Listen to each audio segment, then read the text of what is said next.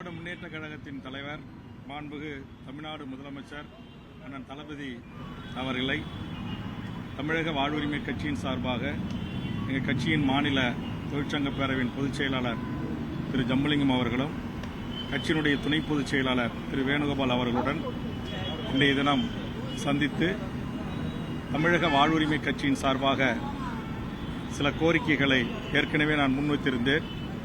அந்த கோரிக்கைகளில் ஒன்றாக நடைபெறுகின்ற இந்த நாடாளுமன்ற தேர்தலில் தமிழக வாழ்வுரிமை கட்சிக்கு ஒரு இடம் ஒதுக்கி தர வேண்டும் என்ற கோரிக்கை முன்வைத்திருந்தேன். அந்த அடிப்படையில் இன்றை மாண்புமிகு தமிழக முதல்வர் அவர்களை சந்தித்த போது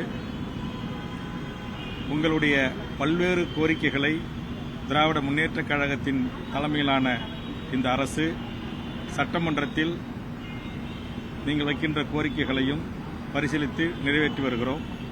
தற்போது உங்கள் கோரிக்கைகள் எங்கள் தேர்தல் அறிக்கையிலும் நீங்கள் கொடுத்தவை அனைத்தும் இடம்பெற்றிருக்கிறது.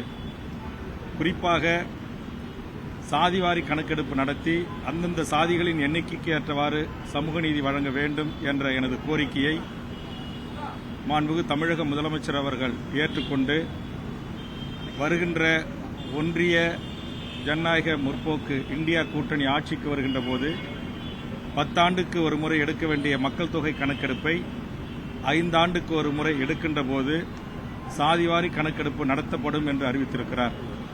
அதை குறித்து நான் மாண்புமிகு முதலமைச்சரிடம் பேசிய போது ஒருவேளை ஒன்றிய அரசின் ஊடாக அந்த வாய்ப்பு நமக்கு கிடைக்கப்பெறவில்லை என்று சொன்னால் மாண்புமிகு தளபதி அரசு சாதிவாரி கணக்கெடுப்பு நடத்தப்பட வேண்டும்.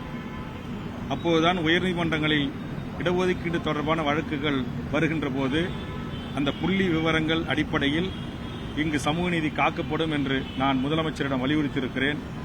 கண்டிப்பாக நான் அதை பரிசீலனை செய்கிறேன் என்று தெரிவித்திருக்கிறார். மாநில அரசு நீங்களே அந்த சாதிவாரி கணக்கெடுப்பை நடத்த வேண்டும் என்ற வேண்டுகோளை முன்வைத்திருக்கிறேன். அடுத்து தமிழக வாழ்வுரிமை கட்சியின் மிக முக்கியமான கோரிக்கையாக இருந்த தமிழ்நாட்டில் இருக்கிற சுங்கச்சாவடிகள் அனைத்தும் அகற்றப்பட வேண்டும் என்று எமது கோரிக்கை இந்த தேர்தல் அறிக்கையிலே ஏற்றுக்கொள்ளப்பட்டிருக்கிறது. அதே மாதிரி இந்திய அரசு ஒன்றிய அலுவலகங்களிலும் தனியார் துறைகளிலும் தமிழ்நாட்டைச் சேர்ந்த மண்ணின் மக்களுக்கு 90% வேலை வாய்ப்பை உறுதி செய்ய வேண்டும் என்ற கோரிக்கையும் ஏற்றுக்கொள்ளப்பட்டு அறிவிப்பாக வெளிவந்திருக்கிறது. அதுபோன்று உயர்நீதிமன்றத்தில் வழக்காடு மொழியாக தமிழ் அறிவிக்கப்பட வேண்டும் என்ற எமது கோரிக்கை ஏற்கப்பட்டிருக்கிறது. இதுபோன்று குடியுரிமை திருத்தச் சட்டம் ரத்து செய்யப்படுவது, அதுபோன்று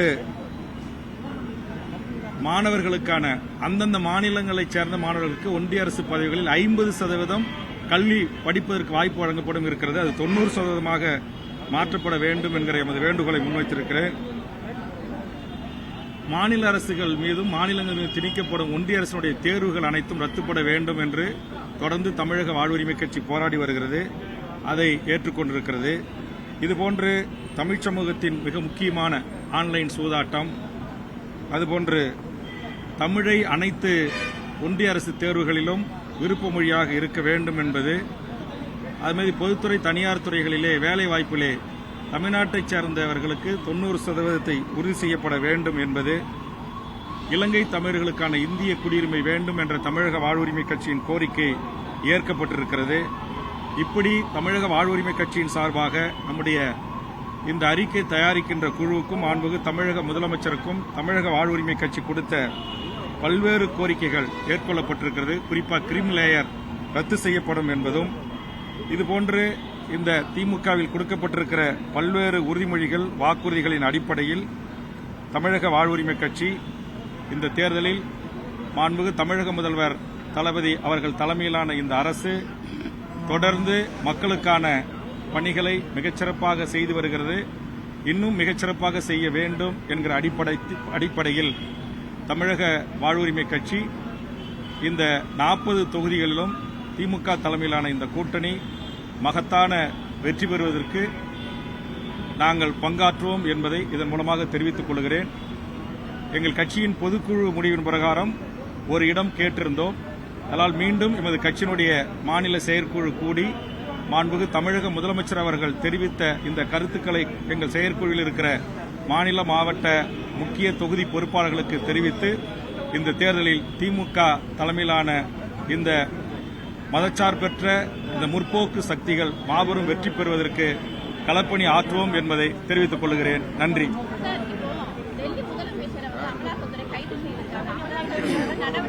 இது ஏற்றுக்கொள்ள முடியாத ஒன்று. தேர்தல் அறிவித்த பிறகு இடியும் வருமான வரித்துறைகளை தொடர்ந்து பயன்படுத்துகிறார்கள். நேற்றைய தினம் அதிமுகவுடைய முன்னாள் அமைச்சர் விஜயபாஸ்கர் அவர்கள் வீட்டிலே இடி ரைடு என்பதும், இன்றைக்கு விசாரணைக்கு அழைத்து டெல்லி முதலமைச்சரை கைது செய்ததும் என்பது ஒரு மாபெரும் ஜனநாயக படுகொலை. அவர் மீது எந்த வழக்கு, எந்த குற்றச்சாட்டுகள் இருந்தாலும் தேர்தலுக்கு பிறகு முறையாக அழைத்து விசாரித்திருக்கலாம். ஆனால் தேர்தலை எதிர்கொள்ள வேண்டிய ஒரு முதலமைச்சரை கைது செய்து முடக்குவது, சித்திரவதை செய்வது என்பது டெல்லி மக்களால் தேர்ந்தெடுக்கப்பட்ட அந்த அரசை அவமதிப்பது மட்டுமல்ல, இந்திய அரசியலமைப்பு சட்டத்தை அவமதிப்பது, இந்திய குடிமக்களை அவமதிப்பது. இது ஏற்றுக்கொள்ள முடியாத ஒரு சர்வதிகார போக்கு. மோடி தனக்கு பணியாதவர்களை இடியும் வருமான வரித்துறையும் வைத்து பணிய வைப்பதை தமிழக வாழ்வுரிமை கட்சி மிக வன்மையாக கண்டிக்கிறது. செய்திகளை உடனுக்குடனும் துல்லியமாகவும் தெரிந்து கொள்ள சப்ஸ்கிரைப் பண்ணுங்க.